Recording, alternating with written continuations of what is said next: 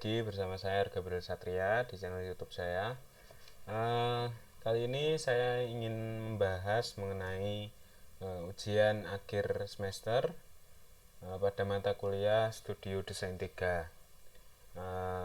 Pada studi kasus kali ini akan berfokus pada redesain sebuah panti rehabilitas untuk anak berkebutuhan khusus, yaitu YPAC Malang. YPAC Malang sendiri merupakan organisasi sosial yang menyediakan pelayanan rehabilitas secara terpadu bagi anak-anak penyandang cacat dan berkebutuhan khusus. Lanjut, ini untuk daftar isinya. Yang pertama adalah cover tentunya, dan yang terakhir adalah daftar pustaka. Bagian abstrak, penyandang disabilitas adalah orang yang memiliki keterbatasan fisik, mental, intelektual, atau sensorik dalam jangka waktu lama, di mana ketika ia berhadapan dengan berbagai hambatan, hal ini dapat menyulitkan untuk berpartisipasi penuh dan efektif dalam masyarakat berdasarkan kesamaan hak. Nah, maka dari itu saya sendiri akan meredesain sebuah bangunan untuk memudahkan para penyandang disabilitas mendapatkan hak-haknya ya. Lanjut, ini untuk aspek umum. Yayasan ini didirikan atas prakarsa Dr. Tarekat Prawirowijoto bersama ibu-ibu yang peduli terhadap kesejahteraan sosial. Didirikan pada tanggal 24 Maret 1955 dan diketuai oleh Ibu Ahmad Johar. Ini adalah lokasi YPAC Malang. YPAC Malang sendiri beralamat di Jalan Raden Tumenggung Suryo nomor 39, Bunul Rejo, Kecamatan Blimbing, Kota Malang, Jawa Timur. Lalu untuk analisa pencapaian atau analisa ketika kita ingin mengunjungi YPAC Malang, yaitu bisa menggunakan mobil, motor, ataupun jalan kaki karena depannya terdapat trotoar untuk pejalan kaki tentunya. Untuk vegetasi tapak atau tumbuhan-tumbuhan pepohonan yang berada di sekitar YPAC Malang adalah pohon-pohon di sana sangatlah rindang ya. Jadi pohon-pohon besar berada di bahu jalan atau tepat di depan YPAC Malang serta bangunan-bangunan di sekitarnya. Lalu untuk analisa sinar matahari, pada pukul 5.20 matahari datang dari arah timur, bayangan bangunan mengarah ke barat daya. Lalu untuk analisa angin, rata-rata kecepatan angin per jam di Malang mengalami variasi musiman yang signifikan sepanjang tahun. Dan untuk angin sendiri terhitung cukup sedang, tidak terlalu kencang di sana. Lalu untuk analisa kebisingan, pada sekitar area terdapat warna kuning, merah, dan hijau. Lalu untuk analisa topografi, pada daerah YPAC Malang sendiri kondisi tanahnya atau datarannya cukup rata ya. Lalu analisa view atau pemandangan, di bagian timur atau di bagian depan terdapat pertokoan ya atau ruko. Lalu di bagian selatan atau samping kanan YPAC Malang terdapat Yayasan Perguruan Arjuna. Lalu sebelah kiri atau bagian utara terdapat SMP Taman Siswa. Lalu bagian belakang yaitu komplek perumahan warga sendiri.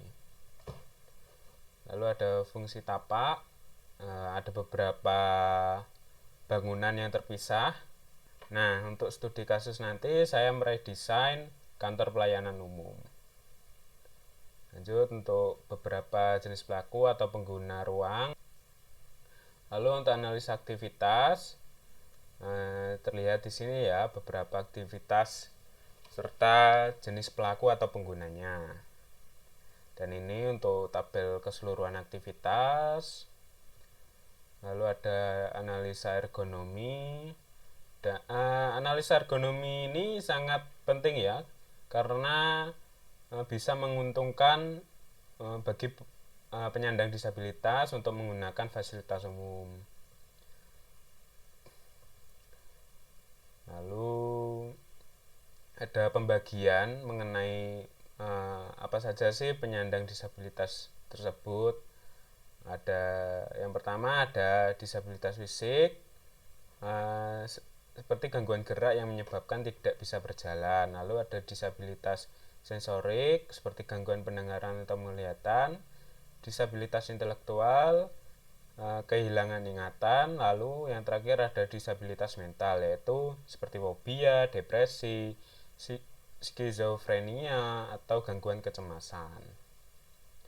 Lalu ada kebutuhan furniture, maksud saya kebutuhan ruang ya. Di sini ada pencahayaan dan pengawaan. Lalu untuk tabel kebutuhan furniture terlihat beberapa ukuran. Lalu ada data luar furniture. Lalu masuk ke sistem utilitas.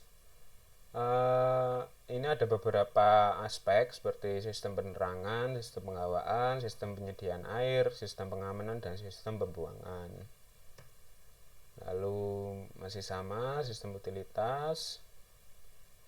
Dan ini adalah diagram bubble yang menunjukkan penyebaran bangunan yang cukup terpisah-pisah. Jadi hanya ada beberapa bangunan yang terhubung secara langsung, seperti perpus dan ruang KS, lalu ada kantor pelayanan umum sendiri, lalu ruang terapi dan gedung SLB. Lalu ada matriks hubungan ruang sama seperti diagram bubble tadi yang berhubungan langsung dan tidak langsung. Lalu ada zoning ruang, yang hijau adalah zona publik ya, yang biasanya digunakan oleh semua orang. Lalu zona semi private digunakan untuk beberapa orang. Lalu ada zona private yang hanya digunakan oleh satu orang atau anggota tertentu. Lalu ada syarat ruangan. Lalu ada jurnal terkait atau review jurnal. Ini berkaitan mengenai kondisi bangunan atau interior yang baik untuk orang disabilitas. Lalu semua jurnal ini sudah saya kaitkan dengan kantor pelayanan umum yang dimiliki oleh YPAC Malang. Hal ini bertujuan supaya para penyandang disabilitas mendapatkan hak dan pelayanan yang memudahkan bagi mereka. Lalu ada objek redesainnya sendiri, yaitu kantor pelayanan umum.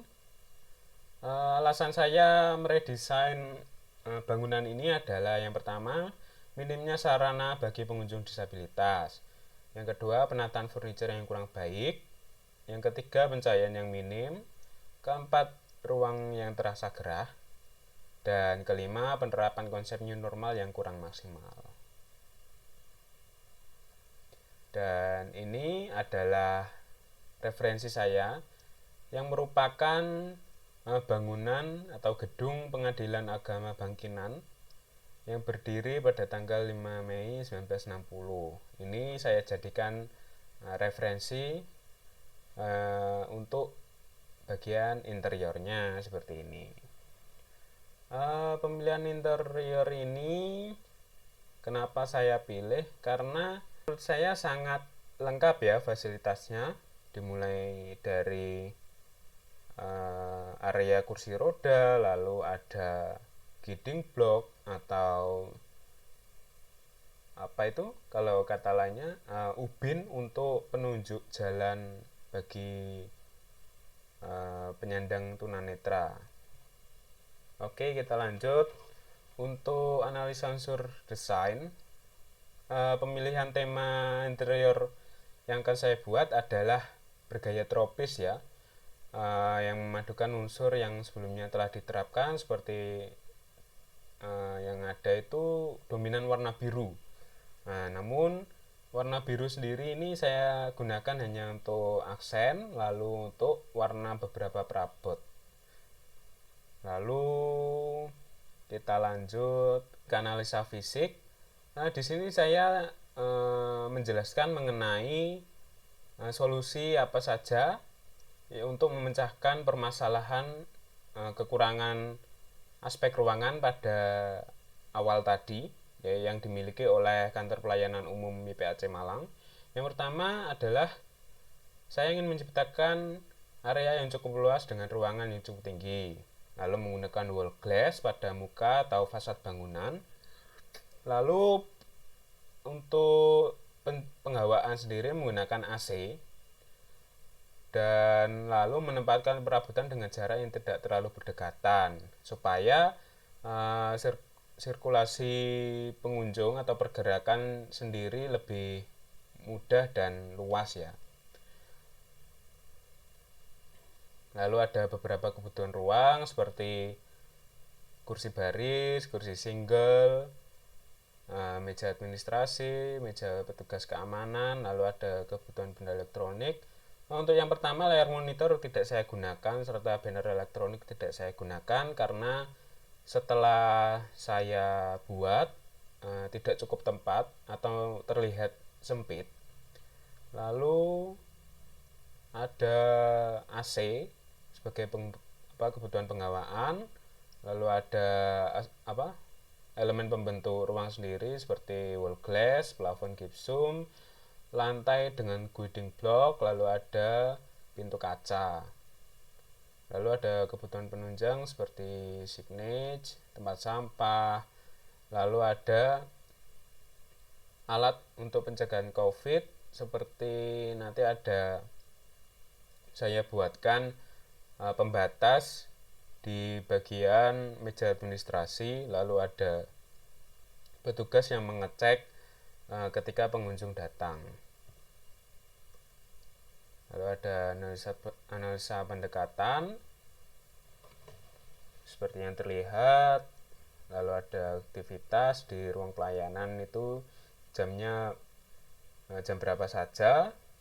Lalu ada gambar referensi interior, ini yang dimiliki oleh Pengadilan Bangkinang. Lalu yang terakhir ada daftar pustaka. Dan yang terakhir sendiri akan saya tunjukkan hasil render foto desain saya. Nah, seperti ini. Semoga Anda menikmati.